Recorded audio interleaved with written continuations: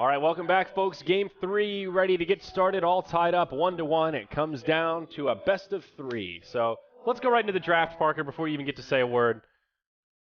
We got a little slow start here. These teams, man, they know what they want. No reserve time used. These first bans are just like dunk, dunk, dunk, dunk. Okay, let's get picking. We see the game load, we got to run our videos, and it's like, oh, yeah, whoa, okay. But, I mean, for good reason. All of these picks, heroes that we've seen quite a bit, Troll Warlord, Queen of Pain for Secret, they really like that Queen of Pain. This is now the third game in a row they have opened with Queen of Pain as their second pickup. Mixed results, obviously, 1-1, but a very staple pick. I feel like you can't really go wrong with. Also, the third game in a row, there's been a Troll first pick. So far, 2 for 2. The Troll's been the winning hero in these games so far. We'll see if it holds true again. I mean, not much more to say about this hero, but the targeted bans on Puppy going to continue, the Chen Enigma. At some point, though, when Secret have first pick, maybe not, I guess next game in theory it's going to be Asus.Polar with first pick if the kind of swap over continues. Maybe you ban up, I feel like you got to ban the Troll and maybe give up an Enigma or a Chen, because this Troll is just, if it keeps winning games, it's going to become a ban. But yeah. We got the Keeper of the Light, the Treant banned out in the second stage. Treant seems to be a bit more of a concern for the teams when they're on that, when their opponent's on the Radiant side looking to pick it up. And again, Drow Visage, it seems. We've got a Drow pick from Asus.Polar. Secret could snag the Visage if they want, but I don't really think you want to do that. I think it's, well,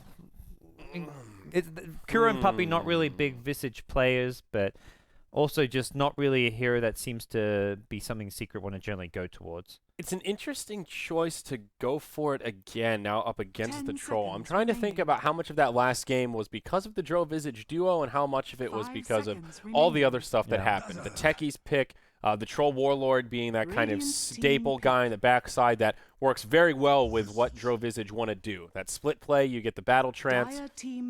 I feel like it's not quite as potent this go-around. I think last game we didn't also see the Drow Visage to its full potential. Like that didn't feel like a Drow Visage game. That felt like a Troll game. Yeah, that just felt like another Troll game. So now, Team without the Troll, it's going to be, okay, Drow Visage have to do their thing. Here we go, though. The Zai Broodmother, great against some of these squishy supports. Visage in line, especially Visage, not the best at level 1. Going to have their work cut out for them to maybe zone out a Brood. And we'll just see if Asus.Polar maybe consider mixing up some of these lanes. They could try an offensive trialing and get like a Legion Commander or something to 1v1 the Brood. Axe was banned out by Secret, so maybe that's a possibility here when they see this Brood pick. Always a scary hero in the hands of Secret, though. I don't really care what you have in your lineup, what your general plan is. This is a hero that you absolutely have to deal with. You know, if you leave Zai alone, he's going to farm and become a madman towards the end of that game. Split push you to no end. A lot of different builds he'll go for. We've seen him do the Dagon first build. We've seen him do the more standard Necro book. He can even transition into a little bit of a right clicker, but at the same time, if you try to shut him down, but fail in your attempts, he gets into the trees, you waste a lot of sentries and wards.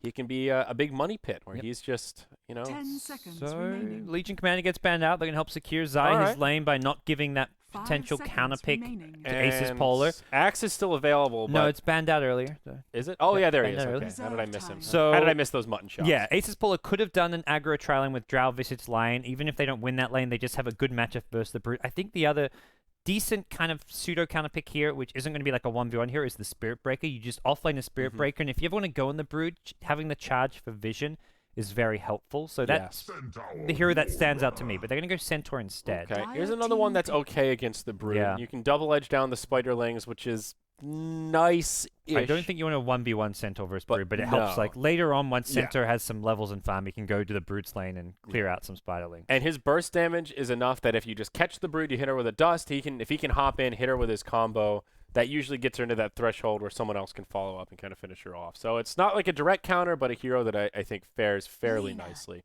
And here Secret will round things out with Lina. They like their Kuro Lina as a support. All right. Interesting drafts from the two teams. So you've got Asus.Polar going with a kind of similar 5-man-S lineup where they want to get... The laning seed seems to be where Asus.Polar often kind of fall behind a little bit. Like, we've seen 2 games in a row, 10, 15 minutes in. It's been a gold advantage going Secret's way, but then they just flip a switch. They get their initiators online. This time around in 7 Axe, it's going to be a Centaur with a Blink Dagger, but that's kind of the big item which changes things into Asus.Polar's side, even if they're behind on the early game farm. Well, we'll load in here and see how things get started. Hopefully we don't have too many connection issues, as it was kind of an issue in the last game. Ilden on the Drow Ranger once again. Lil on his Visage. No big surprise there. Lanes from Asus.Polar should be pretty straightforward. Safe lane Drow, off lane Centaur, and then of course G will go mid on the Shadow Fiend. So nothing too crazy there. Zai on the off-lane troll, or pardon me, on the off-lane Broodmother. Arteezy will take the troll to be your safe lane farmer. S4 on the Queen of Pain, and that puts Puppey on Mr. Shadow Priest, the Dazzle. You mentioned that Kurolina as well, and that's exactly what he'll do. So both teams, for the most part, in their comfort zone. I feel like, I mean, Asus.Polar definitely been going away from the Drow Visage until today. They did it, I think, once I can remember over the past week before this series, but a strat like that works in the game, and you just makes you like say, okay, let's do it again, even if it hasn't been our go-to. It's kind of like during Starlighter Season 11, it was always Illidan picking Slark. We haven't seen Illidan play Slark hardly at all over the past week, but that's true, actually. All it takes is one game for a hero to work, especially in the best of 5 series, and then you keep going back towards it, which is kind of what we're seeing here with the Drow Ranger. When you get into these longer series, one of the things you mentioned earlier on is the teams that shine are the ones that tend to have drafters that are more adaptable. See what the other team is doing, figure out what their comfort zone is, and finding a way to either ban it or counter it. And whenever you're in these longer series, a mini meta tends to kind of pop up between those two teams. You see it in tournaments as well when it's the same pool of teams playing against each other. And it just changes the way you think about specific heroes and bans relative to perhaps how you did before. Horn gets blown, and it'll be one bounty apiece this go-around. S4 gets one on the Quap, and Drow Ranger will get one here by Illidan. So, even start. Okay, so they're going to be putting the Shadow Fiend against that Brood and in the bottom lane. Puppey will stay bottom, at least for now. So there is some fun synergy there. You can heal bomb the spiders. That's kind of fun. Not really that game-breaking, but it's a cute bit of synergy. So try lane on the Shadow Fiend. They'll do things a lot differently. I spoke too soon thinking about these lanes. Thoughts about the side lane Shadow Fiend? It's going to need a lot of protection from the supports. I think they decide it's a little bit... Both him and Illidan are kind of very similar heroes by concept, just SF has a bit more AoE nuke damage, but they're both kind of just that. In the lane stage, looking to right-click, get their farm. Drow can't really push out and farm the mid lane, and will struggle against the Queen of Pain, but they'd rather make sure they have a good kind of wave clear for the Brood. Yeah, the only problem, though, is that Shadow Fiend will have to share experience, and it looks like Lil and FNG will have to hang around in the lane if they want this to work, to try and zone out the Brood. They've already put down the Sentry Ward, but... There's double sentries on the dire side to deward this, too. Ooh, okay. Let's see. One on the Brood and one on the Dazzle, so they have them split up for now. This is good play from FNG and Lil, though. They'll just keep on poking and prodding, keeping the two secret heroes, using both supports. Normally it's just one support while the other pulls and does just jungle things or mid lane things, but using both supports to zone, very important movement here from the Asus supports. But the lane's pushing out. G will definitely find the farm that he's looking for. The last hit leader already, 8 and 5, so even denying quite heavy, and we'll get some maxed out souls. One of those rare times when you get to see him go Necromastery level 1, and also one of those rare times that we get to miss First Blood. Sadoy up top gets initiated on by Kuro with an LSA. Sets up for Arteezy to do what the troll does best, chop him down. It looks like Puppey's decided this bottom lane isn't going to work. He's looking to swing his way at least towards the bottom rune to check it out, but we'll see if he's just checking the rune or goes back towards this bottom lane. A DD on FNG. Okay, so checking in on the mid lane, S4, 8 and 3 compared to the 5 and 4 Drow Ranger. So it is S4 favored, but not really by that much. The Drow's actually doing a bit better than I would have thought. Oh, bottom, Dust used on Zai. You can just, yeah, he gets out of there. Yeah, just move over the trees. Even when you dust him, that's one of the trickiest things about the Brood is you can still hide in fog even when you have that quote-unquote vision. It was not Dust too, because they only had the 2 heroes. Without Lion there, I don't think they get that kill. I'm not sure if it was a misclick or what, but yeah, that was an odd Dust. Yep. Now S4 starting to dominate this mid lane a little more as he gets a few more levels to his name. We'll grab the bounty rune up top. I don't know what was bottom. Oh, double damage picked up by Lion. So there has been the pull camp block. The magic bush ward going to block the pull camp as well as the big camp, but Asus.Polar using most of their sentry wards for the lane here to counteract the Brood, but they do get some more delivered. So FNG will deward this, but this is a big gold investment for the Polar supports who are not getting farm, not able to pull. These two supports on the Radiant side are likely to be kind of like very low net worth for the majority of this game. Yeah, and that's another one of the things about the Brood where it's not just about detection, but it's also about killing. If you buy all those wards and all that dust, but you don't find any kills. I don't want to say they go to waste because they are valuable zoning tools to make space for the Shadow Fiend, but you don't get that same kind of return value that you otherwise would. It is working out well for the Shadow Fiend though. 24 and 12. He is having a field day so far. This is the dream start for an SF. Yeah, that's great. And that's, I mean, yeah, he's had to share the XP a bit here, but Brood, similar story. This is not a Brood who's getting complete solo XP, and that's another hero that would like to get that solo XP so he can build up the biggest possible Spiderling army. So the safe lane decision to put the SF there is working out well, and Illidan is getting enough out of this mid lane, even if he's not even really being outlast hit by S4 and the Queen of Pain anymore. Look at this. They'll use the Spider to scout the high ground so Puppey can safely just move over to the bottom rune, grabs the bounty, and it will be S4 that takes the invisibility up top. So one thing that Secret is doing better at controlling these runes. And with a hero like Queen of Pain, that can be a little bit scary. She can get a lot done with aggressive runes, but his mid lane still a slugfest with now the Drow Ranger closing the gap and actually taking over. So I guess maybe rune control can be a double-edged sword in a mid matchup like this. Yeah, I mean, this Drow can just sit back and last hit, but generally Drow not the easiest hero to last hit with. But going for the straight Ring of Accolade before even picking up boots, just adjusting his item build to make this lane as easy as possible for himself. And even getting an early point in stats. So 1 point in stats, the 3 points in the aura, pure physical damage coming out from Illidan. Yeah, not concerned about finding kills with the Frost Arrows. Just wants to live. And looking at the top lane, Centaur. He was the victim of the first blood, but 12 CS. Pretty solid for a solo offlaner. Also level 5. He's having a pretty good time, all things considered. Kuro doing some stacking in the jungle. He'll do the double stack here. Gets a whole Centaur army made. So, you know, has some options here for Team Secret. Plenty of stuff in the jungle for Arteezy or S4 to retreat to. And no stack at the hard camp, but FNG spending a lot of time camping behind Illidan to keep him safe, although he was spotted out by S4, so S4 won't go diving in for that kill anytime soon. But S4 does hit level 6, so now there's a Sonic Wave to go with his Scream once he has the mana for it. Very quiet early game relative to these last two matches. Teams just happy to sit back and farm. It is Secret finding the advantage of about 1,000 net worth and a very minor XP edge. Lil may go down in the bottom lane. Zai gets him with the spiders. There you go. That's the kind of return that the Brood is hoping for. Oh my. Good stuff. Good stuff for the Dire. It's just such a rough matchup for a Visage with the 0 base armor. Even when you get that point in the cloak, it's still very tough to lane against the Brood and the Spiderling. You can kind of stack the Spiderlings on top of each other so you can't even tell how many are coming out. Yeah. Even if you can see their HP bars, you still don't really know exactly how many it is. G trying to clean them up as best he can with the raises. Still our last hit leader, but now without the Visage here, the Brood gets a little more space in the lane. And G couldn't help out there because he had no mana for the raises. He's being forced to use his raises quite frequently. He's got a bottle, he's bottle crowing even, but he's just unable to keep up with the rate that Zai is kind of making more Spiderlings and just using them pretty well. You can't really be wasteful with these raises here. Yeah. At the same time, he also feels like he has to keep hitting Zai with raises because otherwise Zai just zones him out of the lane by using the nuke even to harass G. Yeah, and plus Zai has that passive regen from sitting in the webs. So. Going in on G at bottom lane. Is this a kill actually? Puppey on his way in. He does not have a point in the poison touch, so no slow, but it's still a kill. Zai makes it happen and spawns some spider babies.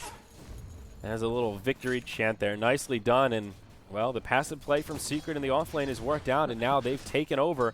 And all that hard work that Shadow Fiend had is not down the drain, but not as scary as it was. S4 in the mid, they try to jump on him. Quick fingers there. They were lingering nearby with the two supports. Stampede will be wasted. Yep. Not the longest of cooldowns, but definitely a spell it's kind of like the Lion Finger or something, where when you use this, you want to be getting a kill or at least saving a high-value target. So Secret, dodge a bullet there, and Centaur, unlike the Axe, can't just really easily rotate back to the jungle and work on his Blink Dagger there. This is not going to be that kind of 10-minute blink we saw out of Sidoi in his Axe 2 games in a row. This is going to be a much slower one. Yeah. And G could get initiated on again. Zai sending in his spiders. They'll get cleaned up, but it's all bait. S4 comes down. Sonic Wave onto G. He's getting low. They'll chase him that way. Meanwhile, Zai goes for FNG. Shallow Grave onto S4. That'll keep him safe under the tower. He'll get some bottle charges and just barely lives on about 20 HP. 2-0 in the bottom lane. Shadow Fiend and Lion in the grave. And S4 gets a rune on his way out. He's going to head back mid and be full HP once he gets through these bottle charges. That is huge there. Great grave timing from Puppey, and Good play from G on the Shadow Fiend. Like, he did all he could as far as turning that one around. They wanted to try and stop the D-ward from happening from that dire sentry, which scattered out their sentry, but Secret just continuing to bring down sentries to this bottom lane, making it so hard to deal with Spiderlings. And now the pressure will come on the tier 1 tower. It seems to be we're at that point where Polar just have to abandon ship on this bottom lane. Now the tower, well, not going to fall off this push perhaps, but this is just such a good game for the Brood at this point. Zai getting a lot of space, not going for the Hand of Midas, but Medallion, Bassi, Soul Ring. He's got this basic kit to really be scary. Sidoy will walk his way over here into the neutrals, and even though he has the burst damage to kill the Spiderlings, needs to be very careful. If Zai's able to perhaps juke a hoof stomp, there is some kill potential here. Ooh, and Zai getting Medallion. Everyday Brood pickup here, but could help him out with a fast Roshan. If you ever catch out of here by themselves, like maybe not so much the Centaur because he can clear out the Spiderlings, but like a SF, that minus armor with the Spiderlings does a lot of damage. Yeah, S4 almost gets a solo kill on Visage mid. Lil stays alive thanks to the Grave Chill. S4 not interested in diving, at least not yet. What does S4 have in mind here item-wise? Nothing for him on the Courier. Is this an Orchid or an Ags kind of game for the Quap? We've seen him go Orchid, I think, 2 games in a row now. The Orchid always just seems so solid. Like, it's good for... It's not even about, like, trying to kill off heroes like your Storms and your Pucks. It's nice just against, like, a Centaur with a Blink Dagger. If he tries to blink in and blink Hoof Stomp, if you react fast enough, as we saw S4 do against the Axe back in Game 1, you silence him before he Hoof Stomps. So I think Orchid is great, even against heroes like Centaur. Against Lion, you can blink in, silence a Lion, and he can't use the counter-initiation tools while you maybe focus someone else. Yeah, the Ags a little bit better for consistent team fighting. Of course, you get the lower cooldown. You can use it I guess the Ags is a little bit more of a farming tool. You can use it to clear stacks if there's a big creep wave. So I guess it's more, do you want to be aggressive and gank with the Orchid, or do you want to sit back and farm neutrals a little more and have that ulti ready for team fights? One of the great things about the Ags, obviously, is it gives you great stats. So it makes the Queen of Pain a lot tankier, whereas the Orchid, a little more glass cannon. The two work well together. I think that first item Ags is kind of weak because you don't have the mana pool to keep using the ultimate without going back to base. Like, unless you're getting, like, constant runes for which the he mana has regen. been getting this game, to be fair. I think he's gotten at least one of the runes on every spawn so far, actually. So we'll see. Time will tell. S4 pulling up that gold up to about 1,400, so he can make that decision pretty soon here. Lil finding his level 6, so now the familiars are on the field, and they can start scouting around. Uh-oh, mid lane, S4 gets hexed up. They turn it around. He goes in onto G, but the Lion was there. And it's a freebie here for the Shadow Fiend. First kill for Asus. It's level 6, so has the Finger of Death, so he'll be looking for pickoffs to come from this. Troll, not going to be an easy kill. He's got the Aegis now to go with his Phase, Yasha, Morbid Mask, and could be the hero that they send mid lane to defend. But this tier 1 tower dropping fast. Yeah, RTZ has definitely gotten a lot of space this game. There is a glyph for the Dire side. They'll use it just in the nick of time. RTZ goes charging in, stunned up, fingered right away. And that'll be the end of the Aegis. He's died twice. He's surrounded. Coming back to life. His teammates are on the way, but they're not going to get there fast enough. Can he even get off Whirling Axes here? No. From full to 0 in the duration of that stun lock. A little too aggressive there from old Artur. It will hand over the tier 1 tower. Dro Ranger getting the last hit. The Secret actually going to fight this FNG.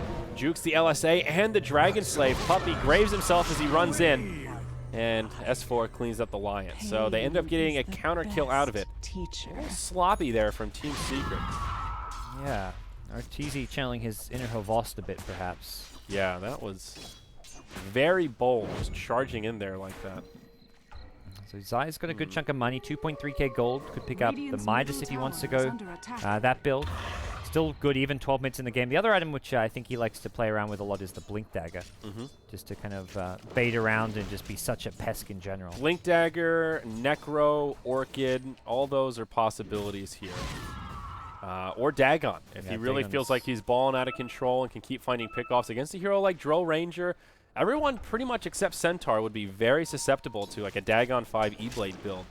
Remember that from DAC. I'll never forget that game against the Envy Sniper when Zai just ran around like a madman, zapping people down.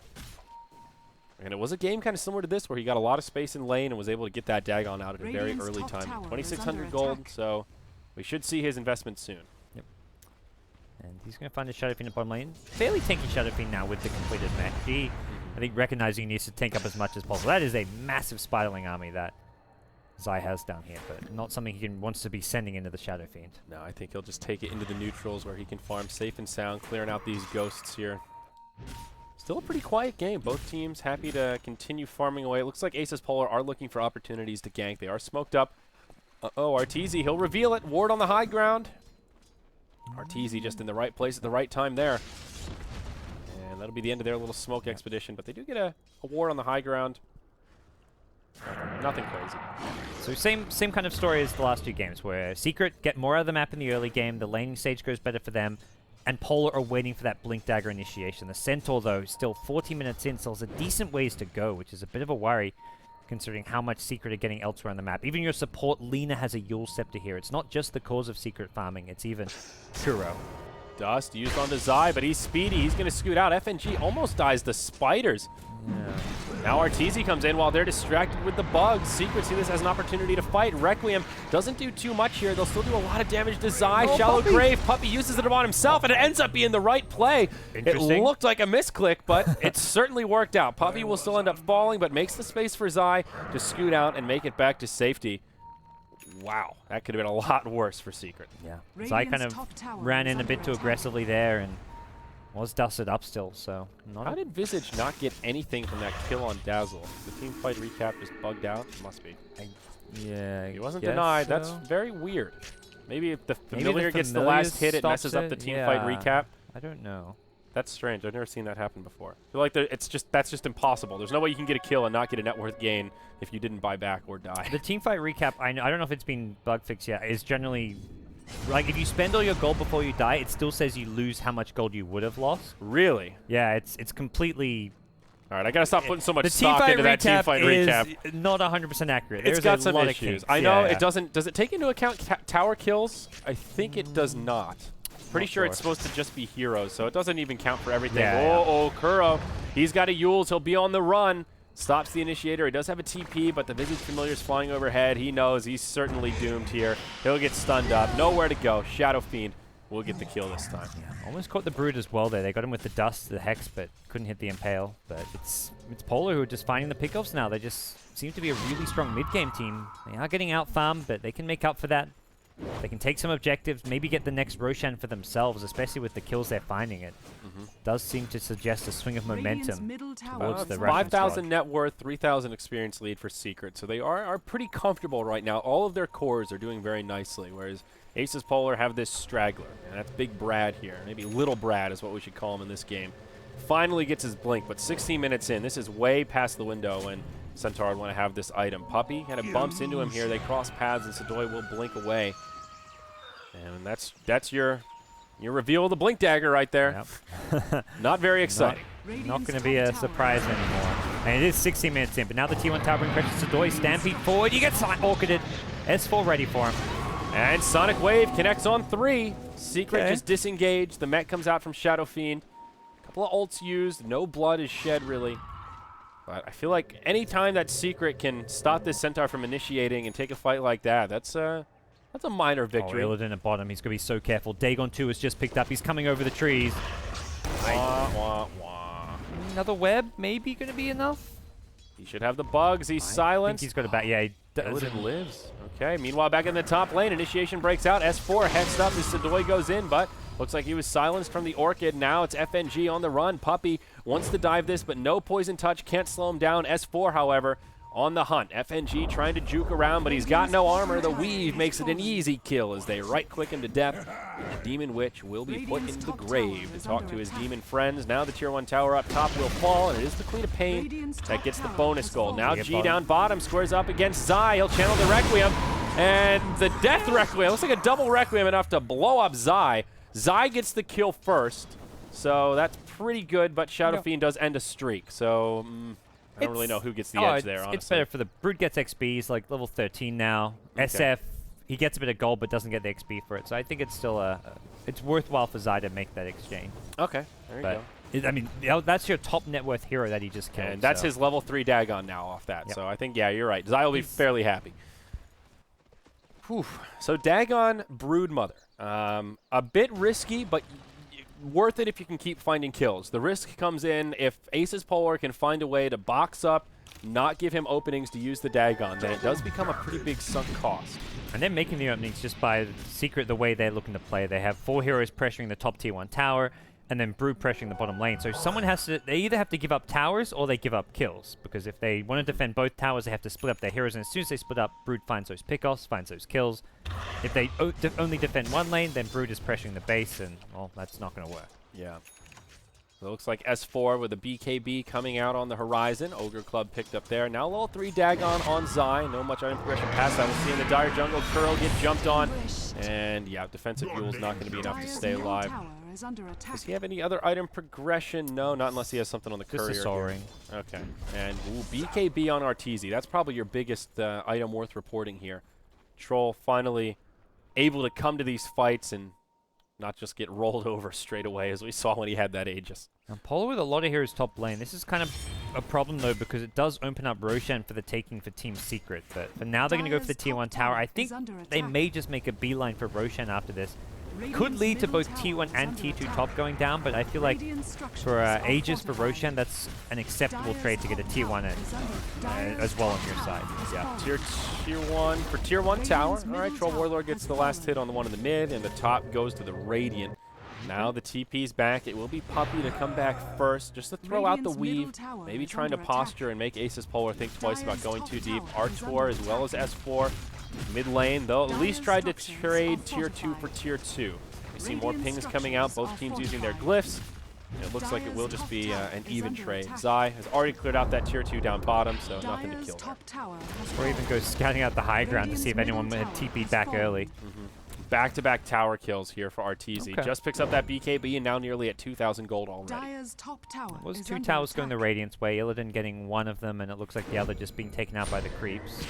Radiant, no vision of both. So they can get the 2 towers for 2, I mean, even tower trade, and then they get a Roche on top. Without any outer towers to TP to, it's really hard for Polar to move out and contest this. Not to mention the lack of vision around that area. Just the one ward at mid lane, which expires. You can tell Secret care a lot more about their towers that give them access point to rush. Top Tier 1 and Tier 2, take them. Our jungle, we'll be able to farm it anyway, but these are the big value towers. Tier 1 down bottom, Tier 2 mid, so that they can contest a Roche if Asus.Polar get up to some trickery. It will be the Queen of Pain that takes the Aegis, though, not the Troll. Okay, that's probably looking to maybe be a bit more aggressive as far as the fights they're taking.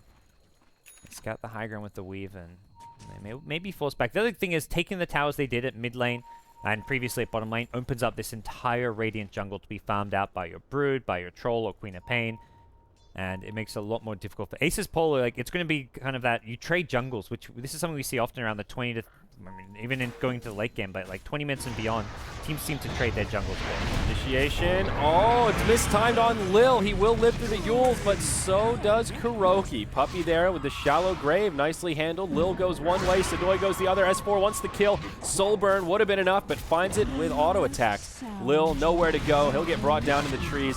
2 for 1 across the map. Meanwhile, on the bottom lane, Zai did get jumped on. Looks like a 3-on-1. They were able to bring him down. Still a victory for Secret, and that's part of that Brood space creation. You kill the Brood, and, well, your other teammates may be left vulnerable. It was a gem pickup for your line, which I think was just revealed by that gank. And FNG, his force or blink gets slowed down drastically by this, though. So it's a kind of crucial pickup in some ways, but the blink in itself is often needed to find that, be that gap closer, because I'm not sure how they got the initiation there in the Brood. I think it was probably just a surprise factor, as he was very deep down this bottom lane. In future, you're going to need a blink. Zai was able to buy his level 4 Dagon before he went down, though, so his losses were mitigated. The big problem for Asus.Polar right now is definitely this Centaur. You look at this net worth breakdown, and right now Kuro on the support Lina is out farming the Centaur, who was their core offlaner. S4 down bottom will get killed. That's the Aegis of the Immortal down. Nice little pick for Asus.Polar there. Okay. But this Centaur just has so little here, Gods. He's got Blink, Tranquils. Now he picks up a Vitality booster. I mean, that's something, but he just brings so little to the table. It feels like 1, 2, and 1 for Sadoi so far. Centaur's normally your hero. He does AoE damage. You want him to be your frontliner, blinking in, finding kills left and right, and he just hasn't been able to do that. Yeah, and Secret, no, this Orchid on the Queen of Pain is the answer, because S4, if he's there when the initiation comes, he's reacting every single time and preventing the Hoofstomp. Even if he preemptively stampedes, he maybe gets the slow off, and he doesn't die when he goes in, but he never gets that clean blink Hoofstomp. Now Asus.Polar grouped up. They're taking the high ground here. Secret are grouped up nearby. Some reinforcements on the way. Ooh, they go on the illusion. Now they stampede away. They see that and go, oh, they saw he used the gust, a couple of cooldowns there. Let's just get the hell out. So they'll stampede away. Secret still looking to pursue a little bit, maybe thinking about interrupting some TPs so Zai can do some rat work, pressuring close to the base. G will be the one that comes home to try and clean up some spiders, but not going to be so lucky. I think you put like a blink dagger on Kuro, then you've got some real pick-off potential as well for moments like that where they're trying to just disperse and get the hell out. And Kuro's blink dagger not far away now if that's what he's going for. Could be going just for the Ag Scepter, which is also a good option against heroes that are likely to build the BKB. Yeah. It looks like he will pick up the point booster. Yeah. Oh, no, he just bought something. Yeah, point booster. Oh, the point booster. Okay. I was just about to say, I reckon you probably would have bought that point booster by now, and there it is. And there's your Vanguard on the Centaur. So Sidoi just going back for anything to give him a little bit of an edge and try to survive in these fights a bit longer. I think he really needs the BKB just because he blinks in. If he gets orchided or hit by a Lena stun or just, I don't know. I mean, the main thing is the orchid, but it seems worthwhile to have a BKB to guarantee that every single time you go in for a blink stun, you're getting it off. There is going to be BKBs though for Secret, so if Secret respond, they can pop their BKBs before that stun latches. Scotty on the way for the Shadow Fiend. G with both ultimate orbs. He is closing in about halfway to that point booster, and he will have it. How's the Troll doing in comparison? Arteezy with a good bit of money in the bank. Sanjin Yasha still on that 10-second BKB, 3.3k gold. But here's an item you talked about. Blink Dagger on Zai. Even grabs it before the level 5 Dagon. Holds level 4 and decides he wants the mobility option first. I think with the gem up, he just wants to be able to get the hell out. He'll see this smoke gank, and this is where that blink pays off. Oh, he doesn't blink in time. Oh my. Well, would have paid off, but yeah, woulda, shoulda, coulda. Even still, though, a 5-hero smoke, or 4-hero smoke, rather, Dro's farming Ancient, for just a Brood. It's kind of the intended result, I mean, yeah, from Polar, so. It's not bad for Polar, but also not the worst thing ever for Secret. If there's one person to get picked off like that, they kind of expect Zai to be one that will fall at least a few times. Doesn't lose money, he just picked up the blink, and he... Yeah, it's like he could have blinked out if it was maybe a little bit faster there, but you're not going to make that play every single time. Yeah. During DAC, he made that blink out a few times, and he'll make that play in the future, but hey, doesn't happen always. All right, Quap finds a courier kill. Please tell me you have your courier hotkey bound. Scotty, that's the Scotty. We're on a new setup here. I think mine's actually not bound to the right key. I hate that the default is F2, because if you're a caster, it goes to the vision thing, first, so it overrides it. It shares the hotkey. It's very irritating. Gotta remember to change that after this game. But that's a pretty decent courier snipe. Always good to get that bonus goal, but stopping the Scotty, 3 minutes where G will be stuck without his item. And the 2 ultimate orbs, the least value pickups of the Scotty. That's one of those items that really gets a lot better once you complete it. The sum of its parts are not nearly valued. What's the saying? It's greater than the sum of its parts. Yes, there you go. Scotty sucks until you actually complete it. That's what I'm trying to say. That is the peasant way of putting it, you know? I like it. I'll take the peasant way. Yeah, I don't think Polar were necessarily looking to fight anyway, so even if he had his Scotty right now, I don't think their playstyle changes because he hasn't got the Scotty. True, very true. They'll still look for pickoffs on the Brood if they can. They'll still look to stay relatively grouped up, and that's what they're kind of doing here, making their move towards bottom lane. Puppey trying to get some defensive wards to protect that Brood a little bit. Ghost Scepter on Puppey Zai as well. is very exposed here, and yeah, he blinks backwards, and he kind of knows. Radiant's top They've got the... Oh, that's a Radiant attack. ward. Yeah, he'll just back up. Instantly taken out, though, by the gem. Okay. Illidan, double damage rune on. Sanjin Yasha, the Dro's recovered pretty well. Still at the tail end of the pack, but was off to a very slow start. Curious where he'll go from here after the S and Y. Just survive, I think, is always the plan for at this stage for Drow. So BKB Satanic, or maybe you go for a Scotty even. But BKB Satanic seems... Well, he hasn't leveled up Frost Arrows yet, so I guess you could go Scotty and just keep putting points in stats. That's one way to do it. Yeah. And that's where he wants to just stay alive. That's why he's going for the max. Oh my gosh, Artor with the first hit bash. Lil was just about to TP. That is one of many things that makes the Troll one of the most frustrating heroes to play against. Plays like that. It's a 1 in 10 chance to get the bash, but when you're that close to TPing out, it feels like it should be 1 in 100. Yeah. And they're actually considering a high ground breach here. Just a Visage on the sidelines, so... Multiple buybacks, and still actually maybe it does matter that you haven't got your Scotty. I was saying it probably doesn't, but that's 45 seconds where G's going to wait for it. They'll clear out the creep wave, and... Okay, they're just going to go for this. Glyph is available. They send Arteezy to the high ground. Some decent damage onto Illidan. Zai zaps him from the low. I think Secret just happy to force a reaction out of Asus.Polar. Get them all turtled up in the base, clear out their jungle as they retreat. And Roche, well, we'll see what that timer is pretty soon here. Kobold Foreman. I think it was a pretty fast one from the pop-up earlier. Okay. You got the Foreman here with his clipboard just scouting it out, drinking on the job. Look at this crazy bastard. His chain goes into his body. That's how tricked out he is. He's got it implanted into his I like that.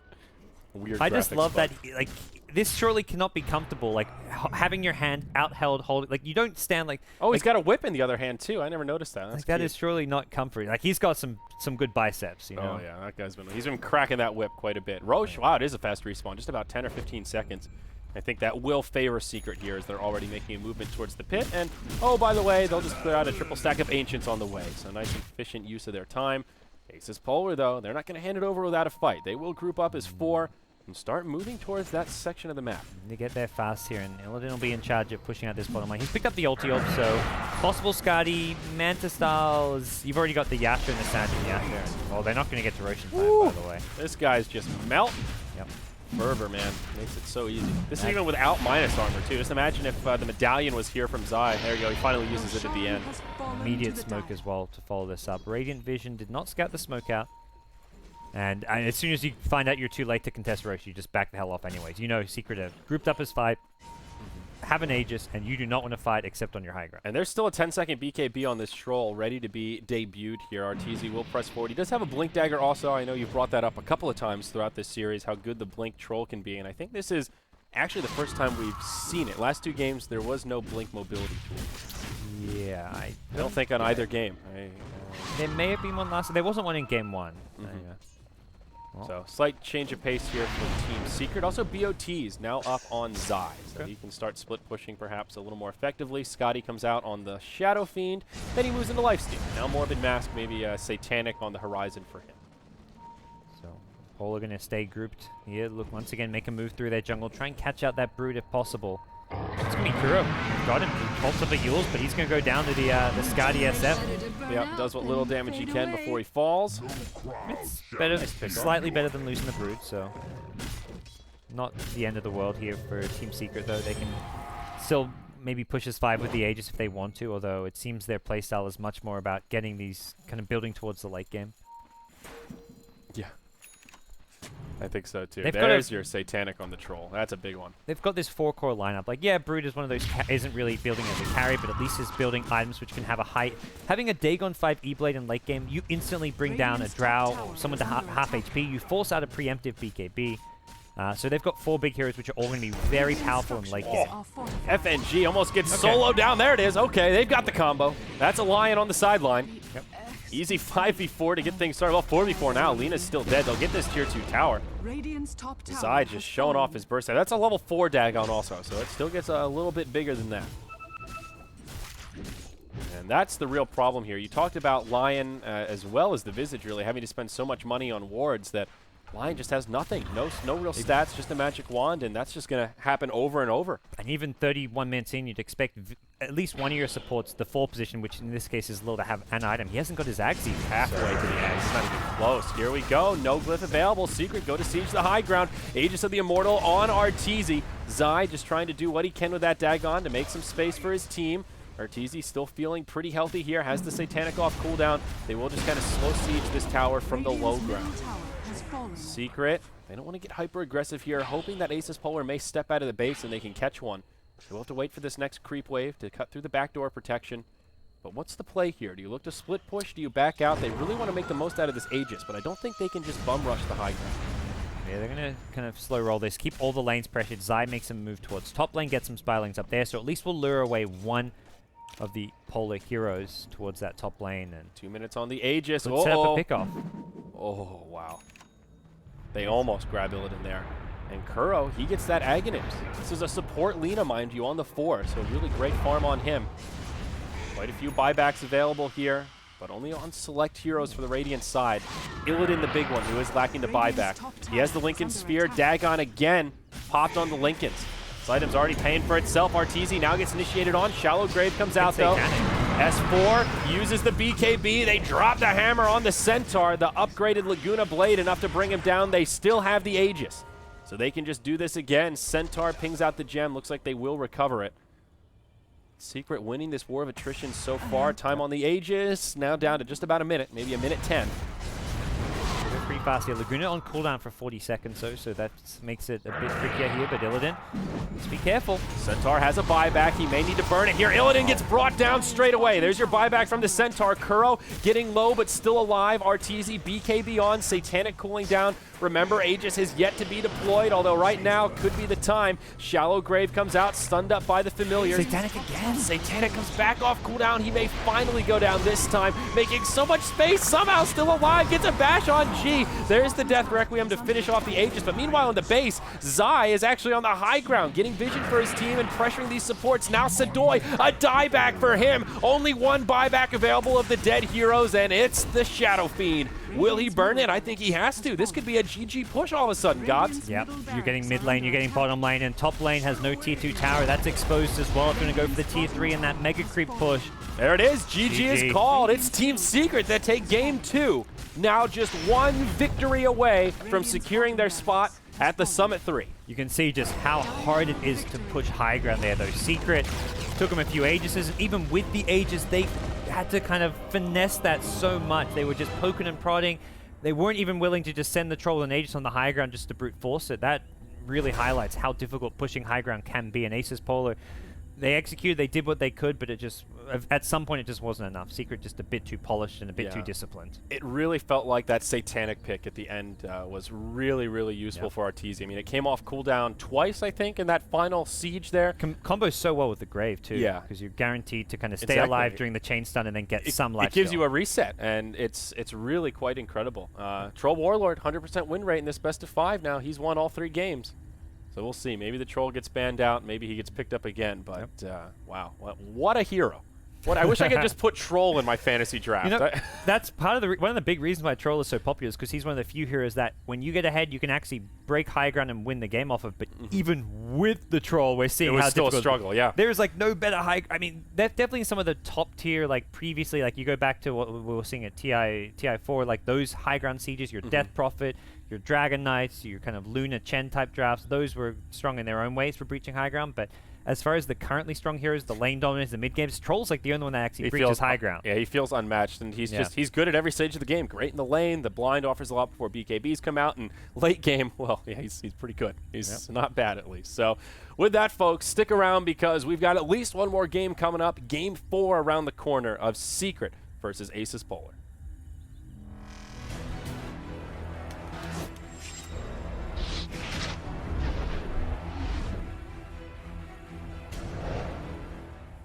I was actually one of